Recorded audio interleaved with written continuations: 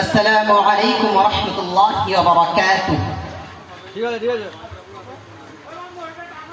আলহামদুলিল্লাহি ওয়াহদাহু والصلاة والسلام على من لا نبي بعده أما بعد فأعوذ بالله من الشيطان الرجيم بسم الله الرحمن الرحيم ألا تعبدوا إلا إياه وبالوالدين إحسانا وقال النبي صلى الله عليه وسلم رضا الرب في رضا الوالدين وسخط الرب في سخط الوالدين أو كما قال عليه الصلاة والتسليم। যাবতীয় আরাধনা উপাসনা আলোচনা ও সমুদয় প্রশংসা সেই বিশ্ব নিয়ন্ত্রণের প্রতি, যিনি মহিয়ান গরিয়ান সর্বশক্তিমান অনন্ত অসীম দয়ালু কৃপাবান, সমগ্র সৃষ্টি জীব জিনার করে গুণগান, যিনি আকাশে বাতাসে পাহাড়ে পর্বতে নদীতে নালাতে গাছে পালাতে এদিকে ওদিকে অলিতে গলিতে সর্বত্র জায়গায় বিরাজমান, যিনার বিনা অনুমতিতে সূর্য চন্দ্র তারকারাজিরা উদয়ও হয় না এবং অস্তও যায় না, যিনার বিনা অনুমতিতে গাছের পাতা থেকে নিয়ে সমুদ্রের একটা ফোঁটা পানি শুদ্ধ এদিকে ওদিকে নড়ে না চড়ে না হিলে না দুলে না, যিনি ভাগ্যদাতা সৃষ্টিকর্তা রক্ষাকর্তা পালনকর্তা ধ্বংসকর্তা, যিনি অতীতে ছিলেন বর্তমানে আছেন ভবিষ্যতে থাকিবেন, যিনি চিরস্থায়ী চির অক্ষয়, যিনি এহকালের পরকালের মালিক, যিনি আমাদিগকে 18,000 মাখলুকাতের মধ্য হইতে সর্বশ্রেষ্ঠ এবং সুন্দর বানিয়েছেন। লাকাদ খলাকনাল ইনসানা ফি আহসানি তাকওয়িম, মানুষকে আল্লাহ পাক রব্বুল আলামিন সুন্দর ঢাঁচাতে তৈরি করে পৃথিবীর বুকে প্রেরণ করেছেন। শুধু তাই নয়, তার সঙ্গে সঙ্গে সর্বশ্রেষ্ঠ নবীর উম্মত করে সর্বশ্রেষ্ঠ ধর্মগ্রন্থ আল কুরআনুল কারীম দিয়ে সর্বশ্রেষ্ঠ ধর্ম ইসলাম ধর্মের মধ্যে দাখিল করিয়ে সর্বশ্রেষ্ঠ সম্পদ ইমানের মতো দৌলত দান করে সর্বশ্রেষ্ঠ জাতি মুসলিম জাতির উপর প্রেরণ করে পৃথিবীর বুকে সৃজন করেছেন। তাই জন্য তেনার শুকরিয়ার্থে সকলে প্রাণ খুলে পড়ি আলহামদুলিল্লাহ। তেনার পরে পরেই যিনার স্থান, যিনি বিশ্ব নবী বিশ্ব কবি বিশ্ব নেতা তাজদারে মদিনা আহমদে মুজতফা মুহাম্মদে মুস্তাফা মা আন্নার লাল আব্দুল্লাহর দুলাল, যিনি দণ্ডায়মান হলে আকাশ উচ্চতা লাভ করে, যিনি উপবিষ্ট হলে ধীর স্থিরতা লাভ করে, যিনি হাসলে জান্নাত সৌন্দর্যময় হয়, যিনি ক্রন্দন করিলে জাহান্নাম ভয় পায়, যিনি মাকামে মাহমুদের অধিকারী, যিনার সুপারিশ দেখেন আমরা কেউ জান্নাতে প্রবেশ করতে পারবো না, যিনাকে সৃজন করা হইলে এই পৃথিবীর বুকে এই আকাশ বাতাস পাহাড় পর্বত নদ নদী গাছপালা ঘর বাড়ি এক কথাই বলা যায় মানব দানব থেকে নিয়ে একটা বালিকণা পরিমাণ কোনো যে সৃজন করা হইতো না, সৃষ্টি করা হইতো না, জন্ম দেওয়া হইতো না। তাই জন্য তিনার উপরে শতকোটি দরুদ বর্ষিত হোক। সকলে একত্রিত কণ্ঠে সমবেত কণ্ঠে উচ্চস্বর আওয়াজে মুহাব্বতের সহিত অন্তরের অন্তরাস্থল থেকে একবার দরুদ প্রেরণ করি সকলে পড়ি সাল্লাল্লাহু আলাইহি ওয়াসাল্লাম। অতঃপর আজকের আলোকোজ্জ্বল সজ্জিত মহাজলসার দিনে যিনাদের কান পর্যন্ত আমার মাইকের আওয়াজ যাচ্ছে সকলকে শ্রেণীগতভাবে সালাম শুভেচ্ছা অভিনন্দন জানিয়ে আজকের মহতি জলসায় আমি পিতামাতার হক তথা অধিকার সম্পর্কে কিছু আলোচনা করব ইনশাআল্লাহ। শ্রদ্ধেয় শ্রোতা মণ্ডলী, যদি আমরা পিতামাতার হক তথা অধিকার সম্পর্কে জানতে চাই তাহলে আমাদেরকে কুরআনের পৃষ্ঠার দিকে দৃষ্টি ফেরাতে হইবে। তাহলে আমাদের সম্মুখে দিনের আলোর নেই পরিষ্কার হয়ে যাবে যে আল্লাহ পাক রব্বুল ইজ্জত পিতামাতার মান মর্যাদাকে কতটা বৃদ্ধি করেছেন।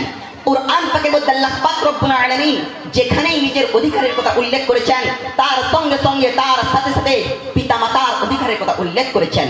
উদাহরণস্বরূপ আল্লাহ পাক বললেন আনিশকুরলি ওয়ালি ওয়ালিদাই, অর্থাৎ তোমরা আমার কৃতজ্ঞ এবং শুকরিয়া আদায় করো এবং তোমাদের পিতামাতাদের শুকরিয়া আদায় করো। অন্য এক জায়গায় বললেন আল্লাহ তা'বুদু ইল্লা ইয়াহু ওয়া বিল ওয়ালিদাইনি ইহসানা, অর্থাৎ তোমরা আল্লাহ পাক ব্যতীত অন্য কারোর ইবাদত উপাসনা করবে না এবং পিতামাতার সহিত নম্র ভদ্র ব্যবহার করবে। সুতরাং বন্ধুগণ, কোন বুদ্ধিমান ব্যক্তি যদি এই ধরনের আয়াতকে নিয়ে খুব ভালোভাবে চিন্তা ভাবনা করে তাহলে তার বুঝে আসবে যে যেখানে স্বয়ং আল্লাহ পাক রব্বুল ইজ্জত নিজের অধিকারের সঙ্গে সঙ্গে জিনাদের অধিকারের কথা উল্লেখ করেছেন তিনাদের মান মর্যাদা কতটা।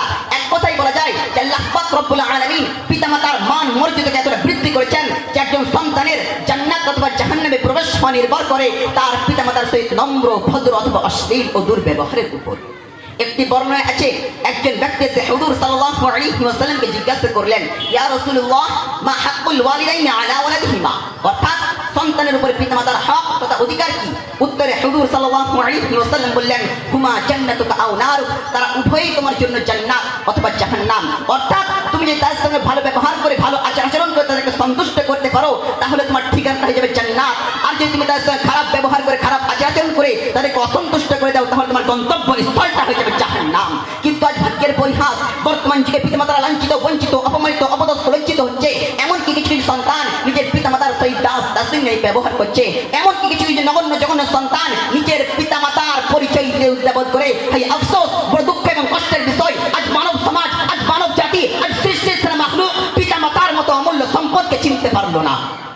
শ্রদ্ধেয় শ্রোতা মণ্ডলী, আসুন পিতামাতার দুঃখ কষ্টের দিকে লক্ষ্য করুন। আমি যখন আমার মায়ের গর্ভের মধ্যে ছিলাম আমার মা কত কষ্ট সহ্য করেছে।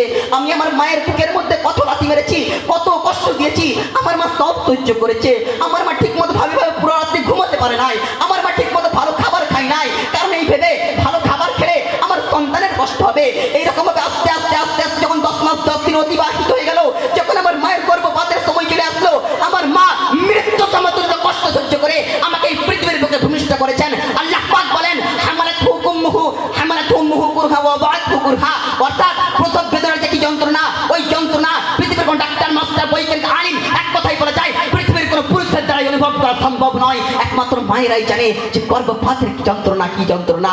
তারপরে আমার মা আমাকে 2 বছর নিজের বুকের কুইন্টাল কুইন্টাল তাজা দুধ পান করিয়ে তিল তিল করে বড় করে তুলেছে। এরপর আমি একটু বড় হয়েছি, আমার সামান্য জ্ঞান হয়েছে। রমজান মাস এসেছে, মা আমার পুরো রমজান মাস রোজা রেখেছে।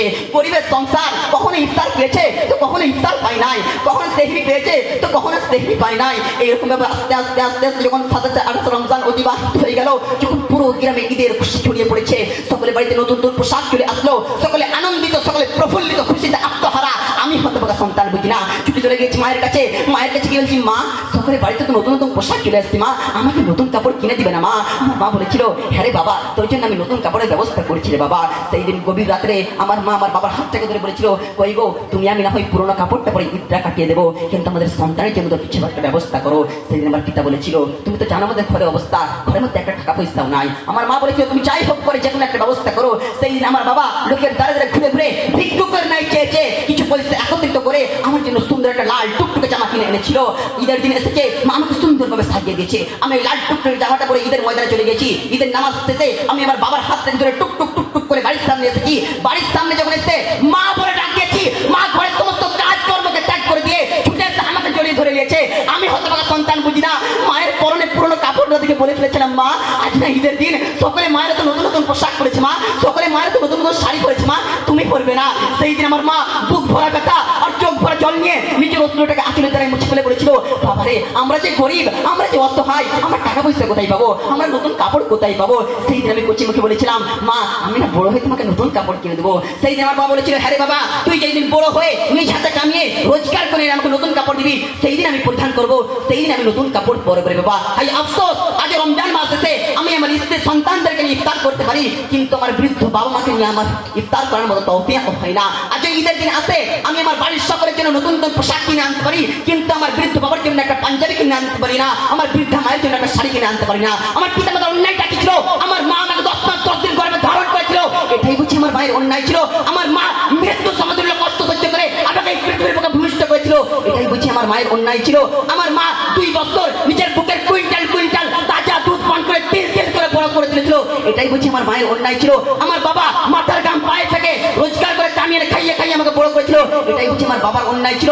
তারা আমাকে একজন যোগ্যতম ব্যক্তি হিসেবে গড়ে তুলেছিল, এটাই কি তাদের অন্যায় ছিল? হাই আফসোস, হাই আফসোস, হাই আফসোস, তিনারা আমাদের জন্য এত কিছু করার সত্ত্বেও আজ আমরা তাদের মান মর্যাদা বুঝে উঠতে পারলাম না। কোরআনের আয়াত সম্মুখে থাকা সত্ত্বেও আজ আমরা তাদের মান মর্যাদা বুঝে উঠতে পারলাম না।